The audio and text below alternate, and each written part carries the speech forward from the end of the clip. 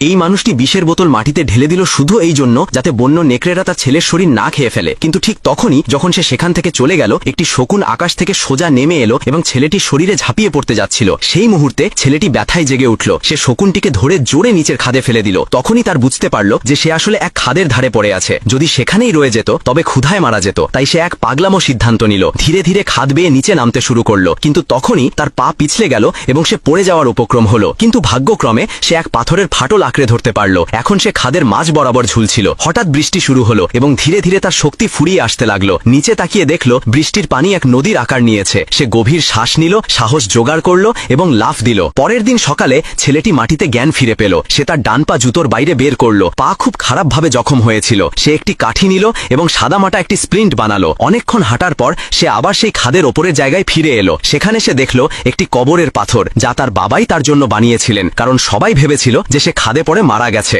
ঠিক তখনই সে দেখল দূর থেকে নেকড়ের একটি দল তার দিকে দৌড়ে আসছে। সে একটি গাছে উঠতে চেষ্টা করলো, কিন্তু একটি নেকড়ে তার আহত পায়ে কামড় বসালো। ছেলেটি সঙ্গে সঙ্গে ছুরি বের করে নেকড়ের ওপর আঘাত করলো। কোনো রকমে প্রাণ বাঁচিয়ে গাছে উঠে গেল। কিন্তু নেকড়েরা নিচ থেকে যেতে রাজি ছিল না। সারা রাত হুক্কা হুয়া করে কাটালো। পরের দিন সকালে দলটা চলে গেল। শুধু একটি আহত নেকড়ে রয়ে গেল। ছেলেটি একটি বর্শা বানালো, তাকে মারার সম্পূর্ণ প্রস্তুতি নিল। কিন্তু যখন সে দেখল নেকড়েটি কতটা অসহায়, তার মন মানল না। সে নেকড়ের মুখ দড়ি দিয়ে বেঁধে দিল। তারপর একটি গুহা খুঁজে বের করে তার পাশে মাটিতে শুয়ে পড়ল। সকালে উঠে দেখল নেকড়েটি কোনোভাবে দড়ি খুলে ফেলেছে, কিন্তু সে আক্রমণ করেনি। ছেলেটি ভালোবেসে তার সামনে পানি রাখলো। নেকড়ে দেখল ছেলেটি তাকে ক্ষতি করবে না, তাই সে পানি পান করতে লাগলো। তারপর ছেলেটি শিকারে গেল।